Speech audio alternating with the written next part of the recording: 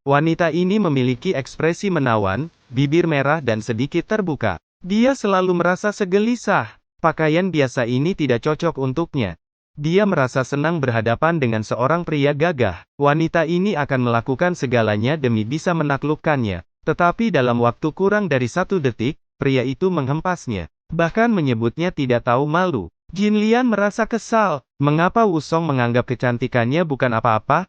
Saat itu, dia hanya seorang gadis kecil. Karena tuannya serakah akan kecantikan, dia telah mencuri kepolosannya. Nyonyanya merasa cemburu, dan menikahinya dengan pria terjelek di daerah itu. Pria itu hanya seorang penjual kue. Namanya Wu Talang, dia pendek dan jelek. Jin Lian meneteskan air mata dan hanya bisa menundukkan kepalanya pada takdir. Sejak itu pintu rumah Wu Talang. Selalu banyak mata yang melihat ke dalam rumahnya. Mereka memata-matai rumah Talang, melihat Jin Lian yang bekerja keras membuat adonan tepung. Wu Talang tahu dia bisa menikahi istri yang begitu manis. Adalah sebuah anugerah. Jadi dia harus menjaganya baik-baik. Bahkan sekalipun harus bertempur. Tetapi bagaimana dia bisa menjadi lawan dari geng preman ini? Akhirnya dia hanya dengan mengandalkan Jin Lian agar dapat melarikan diri dari mereka. Wu Talang kesal pada ketidakbergunaannya sendiri. Lebih baik dia pergi ke gunung untuk dimakan harimau. Seseorang mengatakan padanya, harimau di hutan, telah dibunuh oleh seorang pahlawan. Seketika orang-orang di jalan bersorak. Mereka menyoraki pahlawan harimau.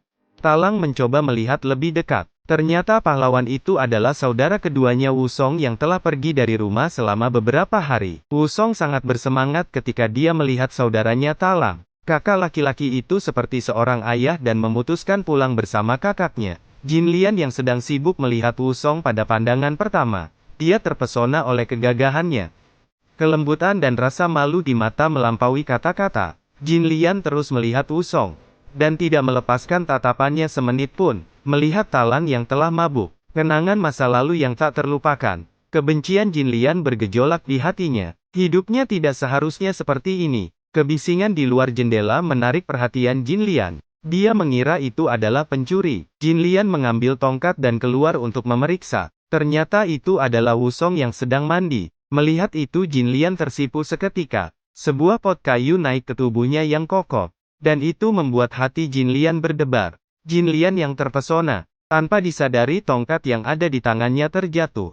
Jin Lian tidak bisa menahan diri untuk tidak berjalan ke depannya. Dia bahkan ingin menyekanya sampai kering. Wu Song menghindar. Setelah menolak dengan sopan, dia masuk ke dalam rumah. Keesokan harinya, dia tahu jika Wu Song belum bangun. Jin Lian merebut kue dari tangan Talang. Berinisiatif mengantarkan makanan ke Wu Song. Sebelum memasuki rumah, Wu Song berkata, dia ingin menjual kue dengan Talang kakaknya. Saat itu juga sekelompok pejabat datang untuk memberikan seragam resmi kepada Wu Song. Ternyata penguasa di sana memberikan jabatan kepada Wu Song, kepala pemerintahan setempat. Dalang tersenyum dan menyipitkan matanya karena Wu Song bisa membanggakan leluhur mereka. Jin Lian yang ada di sana juga semakin terpesona melihat Wu Song. Ketika Jin Lian membuka jendela, tongkat penyangga terjatuh dan tidak sengaja mengenai seorang pejalan kaki. Pada saat mereka berdua saling bertatapan, pria ini jatuh cinta padanya. Sepertinya rasa sakit barusan telah dilupakan. Pria ini hanya ingin berbicara dengannya. Untuk Simen yang telah hidup di antara ribuan wanita, ini adalah pertama kalinya dia melihat kecantikan yang begitu menakjubkan. Wanita di sebelah mengerti pikiran Simen dan berkata, Jin Lian sudah menikah. Adik iparnya adalah seorang pahlawan pembunuh harimau yang terkenal. Simen tidak akan bisa mendapatkannya. Di saat yang bersamaan Simen mencoba mencari cara mengalahkan Wu Song. Hati Jin Lian telah jatuh kepada Wu Song. Dia sengaja membuat lebih banyak kue dan berulang kali bertanya pada Alang, jangan pulang sebelum terjual habis. Dan dia mengambil kesempatan berusaha menunjukkan rasa cintanya kepada Wu Song. Wu Song melihat sekilas kegenitannya. Dia tidak hanya menolaknya, bahkan dengan keras mencampakkannya ke tanah. Kemudian memperingatkan Jin Lian, pukulan ini tidak mengenali orang. Jin Lian yang frustrasi dan marah. Kebetulan saat itu Talang tiba di rumah dan dia bergegas bermanjaan. Kemudian segera mengadu. Jin Lian mengeluh kepada Talang yang baru tiba di rumah. Dia mengaku jika dia telah dianiaya oleh Wu Song. Talang belum sempat mencari tahu penyebabnya. Hakim kota mengirim seseorang untuk memanggil perintah, mengatur agar Wu Song segera berangkat.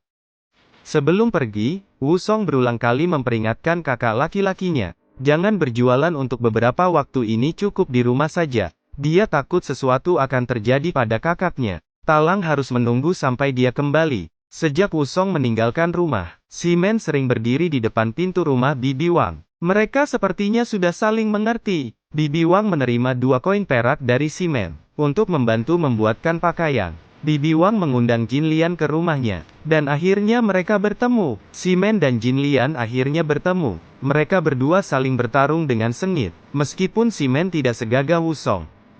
Tetapi dia memiliki perhiasan dan emas dan perak yang tidak terhitung jumlahnya. Pertama kali kita bertemu dia memberikan emas kepada Jin Lian, untuk mengambil hati Jin Lian. Begitu sampai di rumah, dia mengeluh kepada Talang yang telah menyediakan makanan di rumah. Setelah Wusong tiba di tempat, dia menyadari bahwa mereka bukanlah orang baik. Melihat bayangan cahaya pedang dan bahkan ada beberapa para pejabat di sekitarnya mengkhianatinya. Bagaimanapun dia adalah pahlawan harimau. Beberapa pasukan ini tidak akan menjadi masalah untuknya. Dengan ancaman dari Wusong, dia akhirnya tahu, ternyata Simen yang menyogok kepala prajurit. Kemudian setelah berjuang keras, Wusong membasmi semua bandit itu sendirian. Tidak menunggu untuk beristirahat, dia segera kembali untuk memastikan keselamatan kakaknya. Jin Lian menguleni adonan, tubuh yang indah dan berkeringat, menampilkan pesona dalam setiap gerakannya. Apa yang ada di pikiran Jin Lian saat ini? Tapi Simen pria kaya. Jin Lian telah terpesona oleh hartanya. Jin Lian semakin sering bertemu dan berkencan dengan Simen. Dan yang terpenting adalah waktunya saat ini sudah tepat. Hanya perlu mengunci mereka dari luar. Di bawah rayuan Simen, Jin Lian akhirnya bersedia. Bibi Wang menghitung waktu, mendorong pintu masuk dan menabraknya, agar tidak diketahui oleh Talang. Jin Lian hanya bisa mengikuti saran Bibi Wang, untuk selalu mendengarkan panggilan Simen. Sejak itu, Jin Lian sering memanfaatkan waktu ketika Talang keluar berbisnis. Setelah berdandan, memasuki rumah Bibi Wang. Kebetulan kejadian itu dilihat oleh Xiao Liuzi, meskipun muda. Tetapi dia mengerti apa yang dilakukan dua sejoli itu. Dia segera memberitahu Talang. Talang memarahi Jin Lian yang tidak tahu malu. Simen memanfaatkan Wusong yang tidak berada di rumah, memukul Talang, membuat luka parah dan tidak sadarkan diri. Meskipun Jin Lian malu, tetapi dia lebih takut Wusong kembali dan membalaskan dendam kepada mereka. Mereka bertiga menyusun rencana, memutuskan untuk membunuh Talang sesegera mungkin. Jin Lian membuatkan obat penyembuhan, dan menuangkan racun yang dibawakan Bibi Wang. Lalu aku terus meminta maaf di depan ranjang Talang. Dia mengaku ditipu oleh Simen, meminta maaf kepada Talang. Namun, bau obatnya, membuat Talang menyadari sesuatu. Tetapi dia sudah terlambat. Bibi Wang dan Jin Lian bekerja sama. Seketika mereka, langsung membunuh Talang. Salju turun lebat, Wusong akhirnya kembali. Banyak orang yang menunjuk ke arahnya, membuat pikiran tidak tenang. Xiao Liuzi sebagai saksi mata, disiksa oleh Simen menjadi pengemis gila. Dari Liuzi, Wusong akhirnya tahu, kakaknya telah meninggal. Jin Lian mendengar seseorang masuk. Jin Lian dengan cepat berganti pakaian berkabung, disertai dengan kesedihan. Dia berbohong kalau Talang meninggal karena serangan jantung mendadak. Wusong tidak percaya, tetapi tidak langsung menuduh Jin Lian. Sebaliknya, mereka meninggalkan rumah dan pergi ke rumah Paman He. Untungnya, paman dia adalah orang yang adil. Dia memberikan tael perak yang disegel dari Simen sebanyak mungkin kepada Wusong, juga menunjuk ke tulang yang hitam kepadanya. Dalang meninggal karena keracunan. Mendengar ini, Wusong akhirnya mengerti.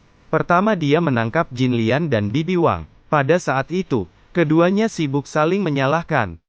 Wusong hanya membenci dirinya sendiri, tidak membunuh gadis ini lebih awal. Membawa kepala Jin Lian, Wusong bergegas ke Menara Singa. Simen yang berada di dalam ruangan telah gemetar, meskipun ada banyak pengawal di pintu. Tapi Wusong bukan orang biasa.